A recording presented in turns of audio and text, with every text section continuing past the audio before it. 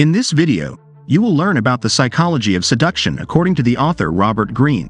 If you haven't heard of him, he is the author of valuable books such as The 48 Laws of Power, The Art of Seduction, The Laws of Human Nature, and many more. He is an American psychologist and writer who has dedicated his life to studying strategy, power, and seduction. You may have noticed that the realm of human relationships, flirting, attraction, and seduction is becoming increasingly complex. Robert Greene serves as a beacon of wisdom, a manual, a tutorial, or like a guide worth following. His knowledge goes beyond simple statements about how things work due to anatomy or human philosophy. Greene delves into reality, providing us with concrete strategies. He and his books are a valuable guide that unravels the mystery of power, strategy, and seduction. So, at Men's Secret, we've prepared 2 powerful videos. This is the first part, by the way, that will help you understand and apply the psychology of seduction according to Greene. Remember that seduction is not only romantic. Here, we will address seduction in general. Without further ado, get comfortable and let the learning begin. The power, according to Robert Greene. Power doesn't solely reside in political figures like Vladimir Putin, presidents, or renowned leaders. Instead, Greene presents a perspective beyond external appearances, delving into the essence of power. Greene emphasizes that power is not just a matter of external control but resides in human emotions and needs. In his definition, power becomes a profound sense of self-understanding and self-mastery. It's the ability to comprehend oneself and exert control over oneself.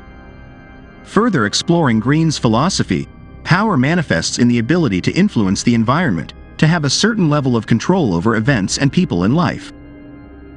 It extends to the everyday sphere of human relationships, from interactions with children and partners to dynamics with colleagues. Power is found in the sense of having influence and self-control, allowing us to influence our surroundings. Greene warns about the danger of powerlessness, noting that the feeling of being out of control can further corrupt our absolute power. Understanding human nature is emphasized, recognizing that we all play roles in certain aspects of life. Adaptability and the ability to play different roles in social contexts are presented as essential tools in the game of power. In this approach, power is presented as an alliance between internal understanding and the ability to influence the external world. It's not just about having power over others, but having power over oneself and, through that, making a significant impact on the environment. Ultimately, according to Robert Greene, power becomes the ability to navigate the complexities of human relationships with cunning and self-awareness. That's power. How to use your enemies. In one of Robert's books, The 48 Laws of Power, Law Number 2 speaks to this, urging not to trust friends too much and to learn to use enemies. It reveals a perspective on managing relationships in the professional and social realms. Greene starts by emphasizing that each concept must be understood within a specific context. For example, in the workplace, he explains that automatically trusting friends for professional roles can be detrimental. Although choosing someone trustworthy may seem natural, Greene warns that emotions and personal relationships can complicate effectiveness at work. The key, according to Greene, is to think practically and separate the workplace from the personal. Instead of basing decisions on the comfort and trust derived from friendship, he suggests considering the skills and competencies necessary to achieve concrete results. This approach can avoid problems arising from complicated emotions among friends that might affect productivity. The law of learning to use enemies takes a different turn. Greene proposes that, in certain cases, it can be strategically beneficial to approach someone perceived as an enemy. By proposing reconciliation and offering collaboration, a turnaround can be achieved. The former enemy may feel motivated to prove their worth and earn the newly granted trust. In summary, Greene doesn't advocate for distrusting friends in the personal realm but rather highlights the importance of separating personal and professional relationships. By making decisions based on effectiveness and achieving results, rather than the comfort of friendship, one can navigate skillfully through the complex world of power. Additionally, the ability to strategically use those considered enemies can also open doors in the professional realm.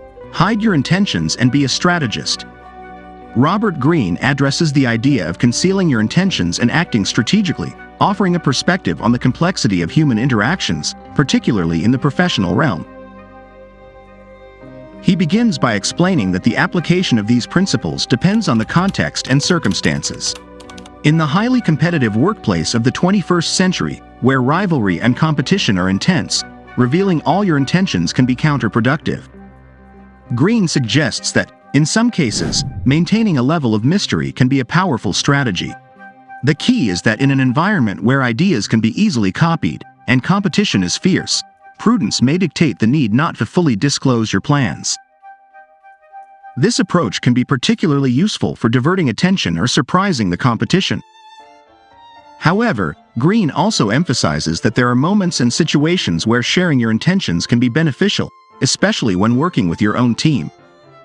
By inspiring and motivating your collaborators through sharing a clear vision, you can align everyone toward a common goal. So, remember, don't divulge all your plans. Is being narcissistic good or bad? Let's briefly remember that being narcissistic means having an unreasonable air of superiority and constantly needing excessive admiration from others. Greene addresses the question of whether being a narcissist is objectively good or bad, emphasizing that narcissism, in itself, is neither good nor bad but simply is.